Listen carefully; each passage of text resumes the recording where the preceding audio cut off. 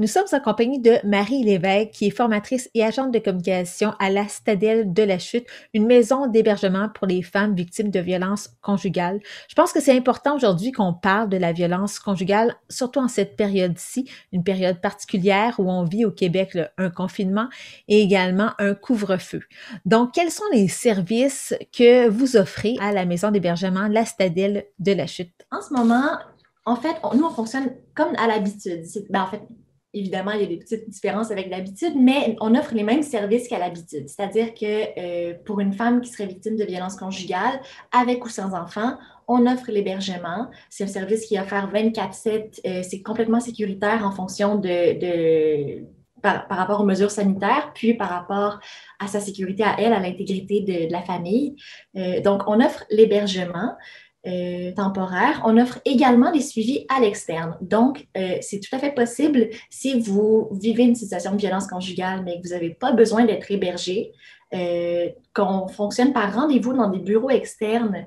On est situé à travers la MRC d'Argenteuil à plusieurs endroits, donc c'est tout à fait possible d'entrer en communication avec une intervenante. On offre aussi un service de clavardage et on est disponible par téléphone 24 heures sur 24, 7 jours sur 7, même durant les fériés, pour répondre aux questions des proches ou aux questions des femmes qui pourraient vivre de la violence. Malgré les consignes sanitaires, parce qu'il y en a qui sûrement qui se disent ah mais là on vit quelque chose de spécial avec la transmission qui est communautaire maintenant beaucoup avec la COVID-19, mais il ne faut pas hésiter là, à demander de l'aide. Absolument. En fait, nous, ce qu'on dit, là, c'est vraiment que oui, il est déconseillé de sortir, entre autres avec le couvre-feu, avec le confinement, mais il n'est pas déconseillé de fuir. Il n'est jamais interdit de fuir. Si une situation vous met, vous ou vos enfants, en danger, ben, la priorité, c'est votre sécurité. Donc, tout à fait, nous, on continue d'accueillir les femmes et leurs enfants. Si pour vous, une solution qui assure votre sécurité, ce serait d'aller chez un proche, ça peut aussi être une solution. Il y a toutes sortes de scénarios de protection qui peuvent être mis en place. Je pense que oui, il faut toujours avoir en tête la sécurité sanitaire des gens, mais il faut aussi avoir en tête la sécurité des gens par rapport à une situation de violence. Puis oui, tout à fait, là, ce qu'on conseille vraiment aux gens, c'est de ne pas rester seul parce qu'on sait que durant un confinement, quand on vit de la violence en plus, c'est vraiment un double confinement que la femme victime de violence conjugale va vivre. Elle va être à la fois, ben, comme tout le monde, prise à la maison, ça peut engendrer de l'anxiété, toutes sortes de problèmes, mais le fait d'être prise à la maison avec quelqu'un qui est violent, ça va vraiment décupler les effets sur la santé, sur l'intégrité de la personne. Donc, ce qu'on dit, c'est vraiment, n'hésitez pas, allez chercher des services. Il y a des mains tendues autour de vous, que ce soit vos proches ou la Citadelle de la Chute, SOS Violence Conjugale. Il y a de l'aide, puis ça demeure tout au long de la pandémie sans problème. Et là, c'est encore tôt pour le dire, vous me direz, mais depuis le couvre-feu qui est en vigueur, donc depuis le 9 janvier, est-ce que vous avez déjà vu une différence au niveau des appels? Est-ce qu'il y en a davantage? On se parle, on est le 14 janvier. Oui, absolument. En fait, on est très inquiète parce qu'on a remarqué qu'il y a une recrudescence des appels. Donc, il y a beaucoup, beaucoup de femmes qui nous appellent, qui demandent de l'aide, et ça depuis le début du confinement, mais plus particulièrement depuis cette semaine avec le couvre-feu. Donc, on a de plus en plus d'appels. Malheureusement, on constate que les femmes hésitent à passer à l'action, hésitent à venir à la maison ou à prendre rendez-vous. Peut-être justement à cause d'une crainte par rapport à leur sécurité sanitaire. Cependant, on tient vraiment à vous informer que à la maison, si vous êtes en hébergement, on, on est en communication constante avec les CI3S des Laurentides. On reçoit fréquemment la visite d'une infirmière infectiologue qui vient réviser nos procédures. On a une employée qui est dédiée au nettoyage, à la désinfection de toutes les surfaces. On porte nos équipements de protection individuelle, on en offre. Euh, Vraiment, là, c'est pas un problème à ce niveau-là. Puis, les bulles familiales sont respectées dans la maison. Donc, si vous avez des enfants ou pas, c'est sûr qu'on ne partage pas les chambres, là. C'est vraiment, chaque bulle familiale est respectée pour justement favoriser la sécurité de tout le monde. Combien y a-t-il de places, donc, à la maison d'hébergement La Citadelle de la Chute? On a 13 places. Donc, que ce soit une femme avec des enfants, on peut accueillir jusqu'à 13 personnes en même temps. Et est-ce qu'il y a donc une liste d'attente présentement? Absolument pas. On n'a pas de liste d'attente. En fait, ça, c'est un point vraiment important. Il n'y a pas une femme, que ce soit en temps de pandémie ou pas, qui est laissée à elle-même dans cette situation-là.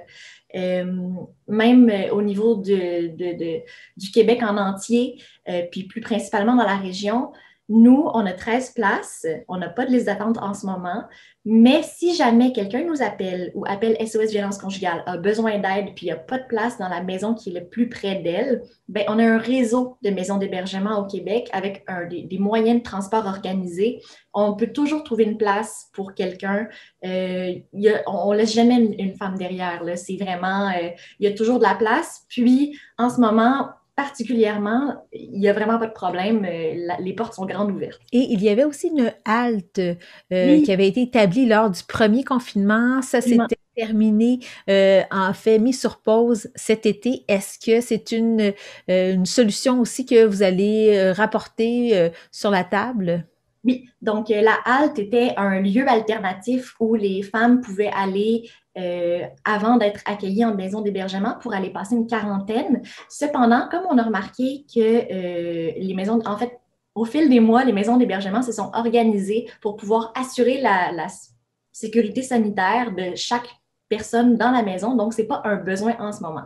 Si on remarquait, par exemple, qu'il y a une hausse des demandes vertigineuses, puis que les femmes se présentent parfois en hébergement avec des symptômes ou en ayant reçu un test positif, là, évidemment, on pourrait considérer réouvrir la halte. Mais pour l'instant, on a un super bon contrôle de la situation dans chaque maison avec des normes très sévères. Donc, ce n'est pas un besoin en ce moment, ce qui est une bonne nouvelle en soi.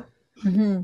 Mais si je me rappelle bien, lors de notre dernière entrevue, conversation ensemble, je pense que vous me disiez qu'au dernier confinement, en fait, il n'y avait pas eu tant d'augmentation de la demande. Mais par la suite, après le confinement, les demandes étaient régulières. Oui. Maintenant, je dirais quoi, 6 mois plus tard ou à peu près, la situation est différente puisqu'il y a vraiment une augmentation de la demande. Comment est-ce que vous expliquez ça? Ben, il y a toutes sortes de raisons d'expliquer ce phénomène-là. Nous, à chaque année, on constate que la demande est plus basse l'été venu parce que peut-être c'est ça, l'été, c'est les vacances, il y a peut-être un petit peu moins de période de stress, la violence est peut-être un petit peu moins visible ou criante, donc les proches rapportent moins. Puis le fait aussi qu'on ouvre les fenêtres l'été, peut-être que ça fait que les voisins sont moins alertés parce que les comportements violents se font de manière plus subtile. Donc, voilà, c'est vraiment une hausse puis une baisse, une fluctuation qui est naturelle. Par contre, en ce moment, ce qu'on constate, c'est que c'est pas naturel. Chaque année, il y a des hauts et des bas au fil des mois, mais cette année, c'est vraiment c'est exceptionnel qu'à ce temps-ci de l'année, on assiste à autant d'appels. Donc, comment est-ce que je pourrais expliquer ça? Bien, je pense que la sensibilisation a un certain impact. On a beaucoup parlé de violence conjugale dans les médias. On a beaucoup parlé de même la ministre, Madame Guilbeault, La vice-première ministre? la vice-première ministre, Oui, oui, puis c'est la ministre de la Sécurité la publique aussi. sécurité publique, oui. Madame Guilbeault a discuté a parlé de violence conjugale dans ses points de presse, le premier ministre aussi. Je pense que ça a peut-être un impact à ce niveau-là et c'est tant mieux. Puis peut-être aussi, malheureusement, qu'il y a une hausse de la violence qui peut être causée par toutes sortes de choses, et y compris par le confinement et par les facteurs de stress engendrés par la pandémie. Donc, en terminant, si si une femme est victime de violences conjugales dans la région, elle peut faire appel à vos services, elle peut téléphoner à quel numéro de téléphone et aussi vous avez un site Internet où il y a un système de clavardage en ligne. Absolument. Donc, le numéro de téléphone pour nous joindre à la Citadelle de la Chute, c'est le 450-562-7797. C'est complètement gratuit. Tous nos services sont confidentiels 24 heures sur 24.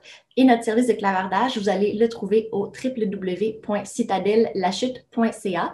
Une simple recherche sur un moteur de recherche comme Google, par exemple, pourrait vous permettre de trouver à la fois la Citadelle de la Chute et peu importe où vous êtes situé au Québec, SOS Violence Conjugale réfère aux maisons d'hébergement aussi. Donc, ça peut être un autre moyen de nous trouver.